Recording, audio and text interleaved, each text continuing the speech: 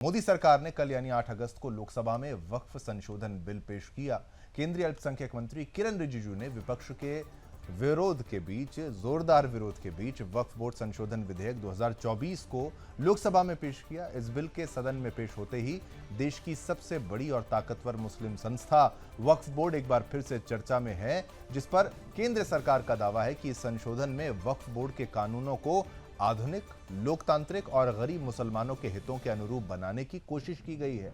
लेकिन इस पर मुसलमानों का कहना है कि वक्फ बोर्ड एक्ट का संशोधन मुस्लिम समुदायों पर दूरगामी असर डालेगा। हालांकि वक्फ बिल अभी संयुक्त संसदीय समिति यानी कि जेपीसी को भेजा गया है, लेकिन इस मुद्दे पर पक्ष के बीच बयानबाजियां तेज हो चुकी हैं। और आखिर हम तो कहते हैं कि भाई वक्फ होना ही नहीं चाहिए, सुदर्शन न्यूज़ की तो ये मांग है, लेकिन उसमें संशोधन है तो संशोधन से भी विपक्ष को मिर्ची लग रही है। वक्फ को मिर्ची लगी वो तो अलग बात है, लेकिन जो विपक्ष है वो क्यों परेशान है?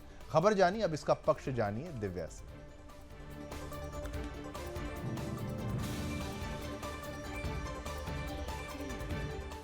और चलिए अब इस खबर का पक्ष जान लेते हैं। वक्फ संशोधन विधेयक 2024 पर शिवसेना शिंदे गुट के सांसद मिलिंद देवड़ा ने शिवसेना यानी कि यूबीटी शिवसेना पर निशाना साधा है, जिन्होंने इस मामले पर शिवसेना यूबीटी के कदम का विरोध करते हुए कहा है कि ये दुर्भाग्यपूर्ण है कि कल जब वक्फ संशोधन बिल 2024 सदन में पेश किया जा रहा था, तब शिवसेना यानी कि यूबीटी वाले शिवसेना के सांसद, जिन्होंने मुसलमानों का वोट लिया और संसद में उनकी आवाज उठाने का वादा किया, वो संसद में मौजूद नहीं थे। आपको बता दें कि वक्फ संशोधन बिल पर चर्चा के दौरान कल शिवसेना यूबीटी के एक भी सांसद सदन में मौजूद नहीं थे। इसको लेकर शिंदे गुट के सांसद मिलिंद देवड़ा ने महाराष्ट्र के पूर्व मुख्यमंत्री और शिवसेना यूबीटी के चीफ उद्धव ठाकरे पर निशाना साधा, जिन्होंने आगे ये भी कहा कि उनका पाखंड तब उजागर हो गया जब संसद में वक्फ बोर्ड विधेयक पर चर्चा के दौरान उद्धव के सांसद मौजूद नहीं थे। देवड़ा ने यह भी कहा कि मुसलमानों ने उद्धव ठाकरे की पार्टी को वोट किया, लेकिन बदले में उन्हें सिर्फ चुप्पी मिली है। अब इस पूरे मामले पर विपक्ष क्या कहता है, बताएंगे सहयोगी निम्मी।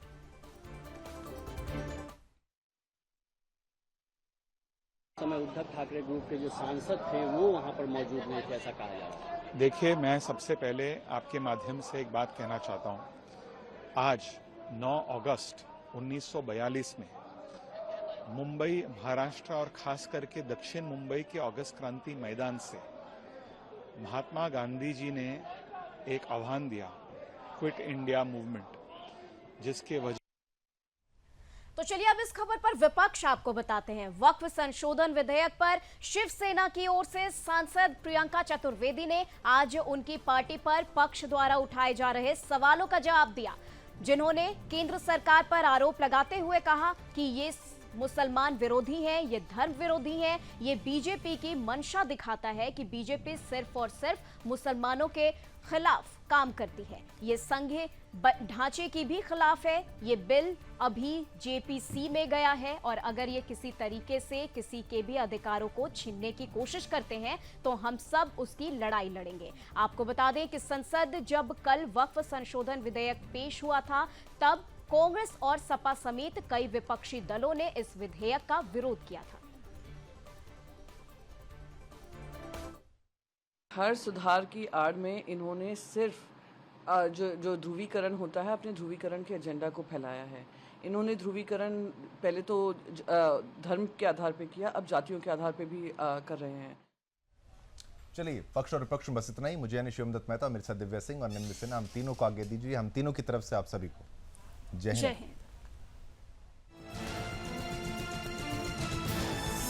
आप देख रहे हैं सुदर्शन न्यूज।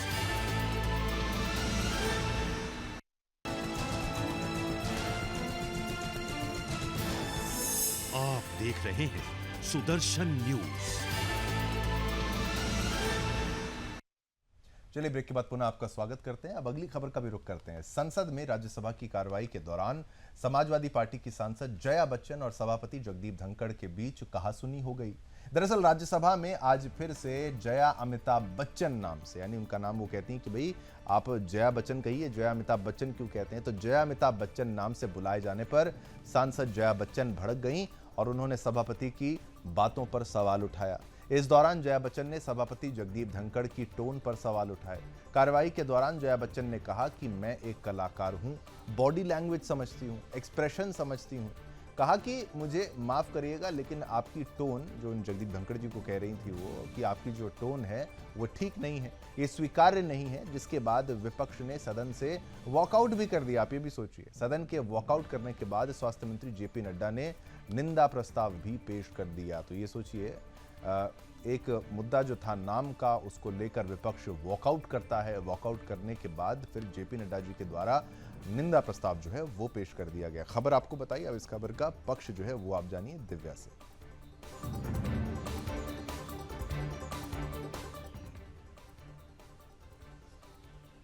तो चलिए खबर का पक्ष जान लेते हैं। जया बच्चन की टिप्पणी पर सभापति भड़क गए, जिसके बाद राज्यसभा में जोरदार हंगामा हुआ और विपक्ष ने वॉकआउट कर दिया। और इसी दौरान विपक्षी सदस्यों ने दादागिरी नहीं चलेगी के नारे भी लगाए। आपको बता दें कि जया बच्चन पर भड़के सभापति ने कहा कि आपने महान उपलब्धि हासिल की है। आप जानती हैं कि आप एक्टर डायरेक्टर का सब्जेक्ट हैं और आप मेरी टोन पर सवाल उठा रही हैं। उन्होंने कहा कि इसे बर्दाश्त नहीं करूंगा, आप सेलिब्रिटी हैं। इस पर विपक्ष की तरफ से यह कहा गया कि ये सीनियर मेंबर हैं संसद की, आप इन्हें सेलिब्रिटी कैसे कह सकते हैं। इस पर सभापति ने कहा कि सीनियर मेंबर चेयर को नीचा दिखा रही है और मेरे पास अपनी स्क्रिप्ट है। विपक्ष के सदस्य नारेबाजी करते हुए सदन से वॉकआउट कर गए। हंगामे पर सभापति ने कहा कि ये चर्चा में शामिल नहीं होना चाहते हैं और ये अपनी ड्यूटी से वॉकआउट कर रहे हैं। सभापति ने भारत छोड़ो आंदोलन से लेकर इमरजेंसी तक का इस दौरान जिक्र कर विपक्ष पर सवाल उठाए। सभापति ने 9 अगस्त 1942 को भारत छोड़ो आंदोलन का जिक्र करते हुए कहा कि आज ये संसद छोड़ गए हैं, विश्व हमें रिकॉग्नाइज कर रहा है और आपको बता दें कि जनता विकास देख रही है, हम विकास यात्रा पर हैं। मैं इस प्लेटफॉर्म का इस्तेमाल पूरी जिम्मेदारी के साथ करता हूं। उन्होंने ये भी कहा कि भारत शांतिपूर्ण देश है, यानी कि जमकर यहाँ पर सदन में हंगामा देखने को मिला। जैसे ही यहाँ पर जो सभापति हैं यानी कि जगदीप धनखड़ जया बच्चन के पूरे नाम को लेकर बुलाते हैं, यानी कि जया अमिताभ बच्चन बुलाते हैं, तो इस पर जया बच्चन भड़क उठती हैं। और इस दौरान क्या कुछ बातचीत हुई, पक्ष हमने आपको बताए, विपक्ष बताएंगे मेरी सहयोगी निम्मी सिन्हा।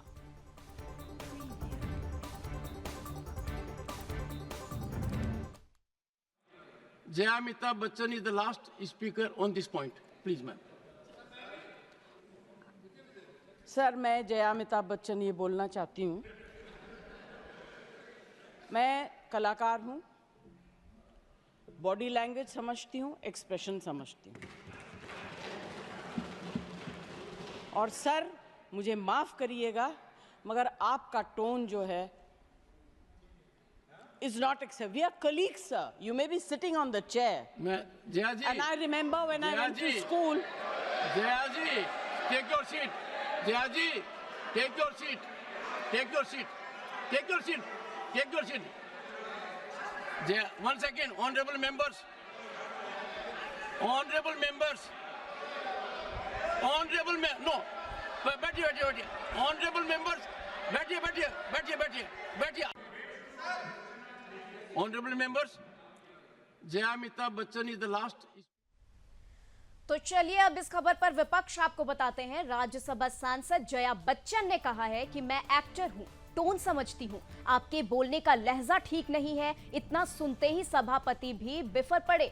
आपको सदन का ख्याल रखना चाहिए। उन्होंने ये कहा, आप सेलिब्रिटी हैं तो क्या हुआ। विपक्ष ने जया बच्चन के साथ हुए व्यवहार का विरोध करते हुए वॉकआउट किया। सपा सांसद जया बच्चन ने कहा कि मैंने सभापति के टोन पर आपत्ति जताई। हम स्कूल के बच्चे नहीं हैं, हम सब वरिष्ठ हैं। खासकर जब नेता विपक्ष के नेता मल्लिकार्जुन खड़गे बोलने के लिए खड़े हुए, उन्होंने माइक बंद कर दी। आप ऐसा कैसे कर सकते हैं, ये परंपरा के खिलाफ है। अगर आप उन्हें बोलने नहीं देंगे तो हम क्या करने आए हैं। वो हमेशा असंसदीय शब्दों का इस्तेमाल करते हैं। उन्होंने ये भी कहा कि आप सेलिब्रिटी होंगी, मुझे फर्क नहीं पड़ता, ये महिलाओं का अपमान है, मुझे माफी चाहिए।